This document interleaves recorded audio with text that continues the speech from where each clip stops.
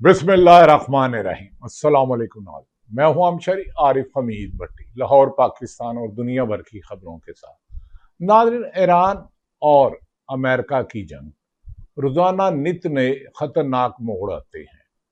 Deadline का बादशाह, deadline देने का बादशाह और अपनी ही बात से मुनर्रफ होने वाला डोनाल्ड ट्रंप एक दफा फिर यू टर्न लेते हुए टकरा गया अपने ही यू टर्न से। कुछ देर पहले कहते थे कि ईरान को जंग बंदी के लिए 24 घंटे दिए, फिर कुछ ही देर बाद कहते हैं नहीं, एक हफ्ता दे दिया। एक हफ्ता दे दिया नहीं, आपने एक हफ्ता डोनाल्ड ट्रंप सब खुद को दिया है, क्योंकि आप जानते हैं कि आपने सऊदी अरब के मोहम्मद बिन सलमान से उनकी एयरबेस मांगी थी और कहा था कि बहरा हुर्मुज़ का करेंगे। उन्होंने इनकार कर दिया। आपको अपना ही प्रोजेक्ट, जिसकी कामयाबी के आप स्टार्ट होने से पहले दावेदार थे, प्रोजेक्ट फ्रीडम, आपको रोकना पड़ा मजबूरन। के आप करते तो आपकी अमेरिकन फौज का नुकसान ज्यादा होता, क्योंकि दुनिया का कोई मुल्क भी आपका साथ देने के लिए तैयार नहीं है। इसराइल के अलावा सारी दुनिया समझती है आप मैन ऑफ पीस नहीं, मैन ऑफ वार हो। वार, जंग के आदमी। आपके होते हुए ही भारत ने पाकिस्तान पर हमला किया। जब पाकिस्तान ने जवाबी हमला किया, जिसका मार्का हक का एक 20 दिन से पाकिस्तान में मनाया जा रहा है, जब भारत को आज DGISPR की प्रेस कॉन्फ्रेंस के मुताबिक 7 जहाज गिराए गए। डोनाल्ड ट्रंप ने इसकी तादाद गालबन 11 या 9 बता दी थी। दूसरी तरफ नागरिक हुक्मरान सियासी जमातों में फूट पड़ गई। अन्ना वंडे रेहोड़ियां पोपो अपने 26 और 27वीं आईनी तरमीम इमरान खान को जेल में रखने के लिए, साबिक वजीर आजम इमरान खान को जेल में रखने के लिए 26वीं और आईनी तरमीम इस्तेमाल की गई, जिनके पैसों बोरियों के मोह खोले गए। अराकीन असम्बली को अगवा किया गया। मुकद्दस अवान पार्लियामेंट में छापा मारा गया। लोगों को गिरफ्तार अराकीन असम्बली को किया गया। अब कहा जा रहा है हुकूमत के खुद पांव जलने वाले हैं। 28वीं तरमीम की जैसे ही कोशिश तेज कर दी गई है, जिसके 3 बातें हैं कि 28वीं तरमीम में 18वीं तरमीम का धर्म तख्ता कर दिया जाएगा, सूबों की तादाद बढ़ाई जाएगी, हेल्थ और एजुकेशन समेत दीगर मामलात वफाक को सौंपने की साजिश है, जिस पर पीपल्स पार्टी खुलकर बोल पड़ी और नून लीग भी कानों में कह रही है तेरोला पाओ। और हुकूमती वकला, जिन्होंने सबसे दुनिया का 27वीं तरमीम करके इंसाफ के दरवाजे अवाम के लिए बंद किए, अब वो भी पछता रहे हैं। कम से कम इसका मसवदा, इसका ड्राफ्ट तो हमें दिखा दो। अगलों ने कहा जब फॉर्म 45 हम आपने मांगा है, अगर फॉर्म 45 आपको दिखाएं तो आप तो असम्बली की बजाय अपोजिशन में बैठने के काबिल भी नहीं हो। तो पीपल्स पार्टी और नून लीग आपस में सर टकरा रही है। जरदारी सब नाराज नाराज नजर आते हैं।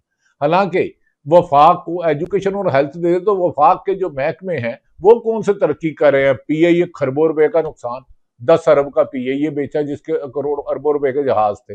वापडा जो वफाक के पास है, उसमें अरबों रुपए का नुकसान। PIA उसका नुकसान, रेलवे उसका नुकसान।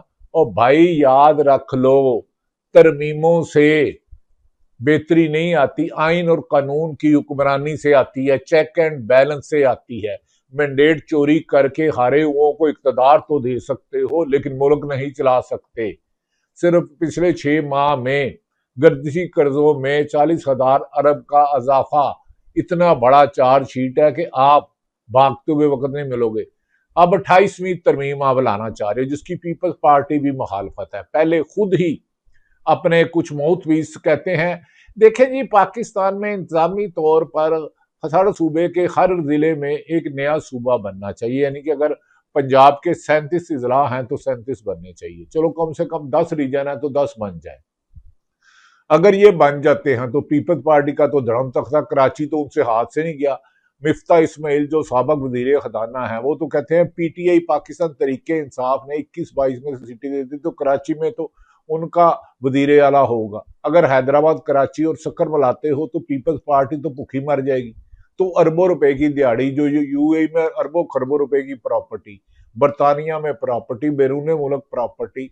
और मरियम नवाज साहबा ने तो हर जुमे की रात को यहाँ हफ्ते की सुबह मरी पहुंचना होता है। अगर पंजाब में 3 सूबे बन जाते हैं, जनूबी पंजाब, सेंट्रल पंजाब और पोठोहार सूबा बन जाता है, तो लिहाजा ये अब अपने हाथ टकरा गए हैं। जिन अदारों की ये खुशामद करते थे, जिन्हें पहले कहते थे 2018 का इलेक्शन असली क़यादत ने चोरी किया है, कमरजावेद बाजवा ने चोरी किया है, इमरान खान से मुकाबला नहीं, अब उन्हीं के कंधों पर बैठकर जब फॉर्म 47 8 फरवरी 2024 के इलेक्शन हार गए, तो 20 सीटों से 200 सीटों ले जाने वाली पार्टी अब 28वीं तरमीम में नाराज होती हुई नजर आ रही है। और नवाज शरीफ ने आला सतही मीटिंग में मुस्लिम लीग नून जो जाती उमरा में एक मीटिंग हुई, उसमें कहा कि जब मैंने पहले ही कहा था इनके आगे ताकतवर हल्के के आगे इतना ना झुको, अगर इन्होंने इस तरह सूबे बना दिए तो हमारे पल्ले क्या रहेगा। मैं तो मरियम नवाज को वजीर आजम बनाना चाह रहा था, वो तो वजीर आला पंजाब भी नहीं रह सकेंगी। अगर ऐसे में अगर आपने 28वीं तरमीम की मुखालफत की, तो अगर नवाज शरीफ का यास्मीन राशिद के मुकाबले पे फॉर्म 45 खुल जाता है, मरीम नवाज साहबा का खुल जाता, ख्वाजा आसफ का खुल जाता, तो ये तो सारे घर जाएंगे, फिर कलंदर नहीं फिर जलंधर जाएंगे। तो नाज़रीन, ये सूरत हाल है कि हुकूमत अब 28वीं तरमीम पर सख्त परेशान है, लेकिन जो इन्हें इक्तदार में लाया उन्हें इनकार भी नहीं कर पाते। जरदारी सब नाराज होकर कभी बैरून मुल्क जाते हैं, कभी टड्डू अल्लाह यार चले जाते हैं, कभी नवाबशाह चले जाते हैं, कभी चीन में एक लोकल दौरा करने चले जाते हैं। कहा जा रहा है कि पीपल्स पार्टी और नून लीग की एक खुफिया राब्ता हुआ, जिसमें कहा गया कि आगे सारे इख्तियार ताकतवर हलकों के पास है, हमारे पास तो इख्तियार ही कोई नहीं है, हम तो अपनी मर्जी का चीफ सेक्रेटरी नहीं लगा सकते, आईजी नहीं लगा सकते, ऑर्डर उनके आते हैं, एफबीआर लगा जाते हैं, हम तो बस तरक्याती कामों में कुछ दिहाड़ियां लगाते हैं। ये गलत है। हालांकि ये अरबों रुपए की करप्शन, मुबैना अरबों रुपए की करप्शन है। पीडब्ल्यूडी में, सीएनडब्ल्यू में, इरीगेशन में, महकमा हाईवे में, कोई ऐसा महकमा नहीं जहां तरक्याती कामों में 50 से 60% कमीशन ना ली जाती हो। पेट्रोल की कीमतों में एलपीजी के ठेके किसने किए? पीपल्स पार्टी और नून लीग। आईपीपी किसके है? पीपल्स पार्टी और नून लीग, जिसमें कैपेसिटी पेमेंट अरबों डॉलर की ले चुके हैं, यूनिट बिजली का बनाते नहीं और अवाम पर हातम ताई की कवर में टांग मार दिया, 1 रुपया यूनिट पे 1 पैसा सस्ती कर दी। दूसरी तरफ हुकूमत की अवाम पर वार देखें, क्योंकि अवाम से ये नाराज ये है कि मुस्लिम लीग नून और पीपल्स पार्टी, क्योंकि अवाम ने इनको 8 फरवरी 2024 को वोट नहीं दिया, तो अब जो पेट्रोल इमरान खान के दौर में 150 रुपए था, उसे 399 रुपए यानी कि 400 रुपए के करीब कर दिया। और कहा जा रहा है किसी वक्त भी 25-30 रुपए लेवी की कीमत में और इजाफा करके अवाम के घरों में अंधेरा और मोटरसाइकिलों को धक्का लगाने के लिए प्रैक्टिस की जा रही है। दूसरी तरफ जो कहते थे इलेक्शन से पहले 300 यूनिट फ्री देंगे, 200 यूनिट फ्री देंगे, वही हुकूमत यानी कि मौजूदा हुकूमत पीपल्स पार्टी और नून लीग और एमक्यू और मौलाना फजलुर रहमान बज़ाहिर तो बड़ा इनके खिलाफ बोलते हैं, लेकिन है इन्हीं का हिस्सा थे, इन्हीं का हिस्सा रहेंगे, क्योंकि वो इसी टिकट पे इलेक्शन लड़ेंगे। वो जितना मर्जी स्टैब्लिशमेंट को बोले, लेकिन उनकी मर्जी के बगैर ना वो वोट देंगे, ना कोई तहरीक चलाएंगे, ना उन्होंने तो आज तक इसराइल के खिलाफ एक जलसा जुलूस नहीं निकाला, जिसने गजा में, फलस्तीन में 70-80 हजार के लोगों को शहीद कर दिया गया, जिसने ईरान पर हमला किया, जिसकी वजह से मिडल ईस्ट और ईरान आमने सामने आ गए। अब कहा जा रहा है यही हुकूमत जो बिजली पर सब्सिडी दी जाती थी 200 यूनिट से नीचे वालों को, 200 यूनिट से नीचे वालों को, वो भी सब्सिडी वापस ली जा रही है। आईएमएफ को इन्होंने माना है कि हम कर्जे का हदाफ हमारी एफपीआर लेने में नाकाम रही है, लिहाजा हम लेवी और बिजली और गैस की कीमत में बढ़ाकर आम शहरियों का खून निचोड़कर अशराफिया के अरबों रुपए बैंकों में डालेंगे। और इस वक्त शुगर मिल माफिया लूट रहा है। एप्टमा के कई ओहदेदारान हैं जो बज़ाहिर ओहदेदार हैं, अक्सर प्रेस कॉन्फ्रेंस करते हैं और टीवी पर भी उनको लाइव दिखाया जाता है। कहा जाता है उनकी 2 टेक्सटाइल मैया गारमेंट्स की फैक्ट्रियां थी, दोनों बंद पड़ी हैं और 20-20 अरब का लोन लिया हुआ है।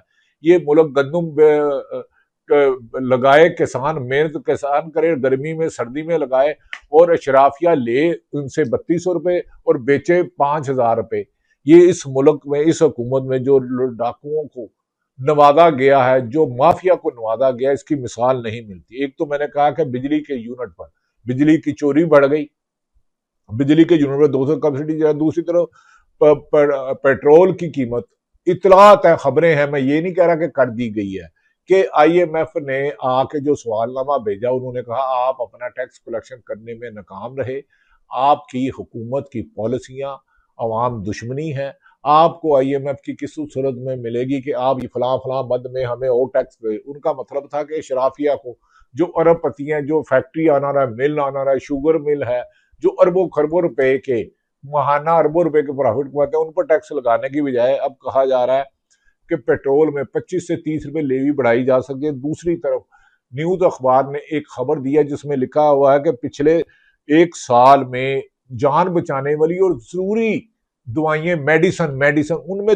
200% इजाफा हुआ है कि जो गरीब आदमी इलाज कराने की बजाय तदफीन को तरजीह देने लग पड़ा है, जिसमें जान बचाने की, शुगर की और दीगर मेडिसिन जो मामूल के मुताबिक डॉक्टर देते हैं किसी भी मरीज को, उसमें 100%, 200% तक इजाफा हुआ है। और इम्पोर्टेड दवाइयों की तो कंट्रोल ही किसी पर नहीं है।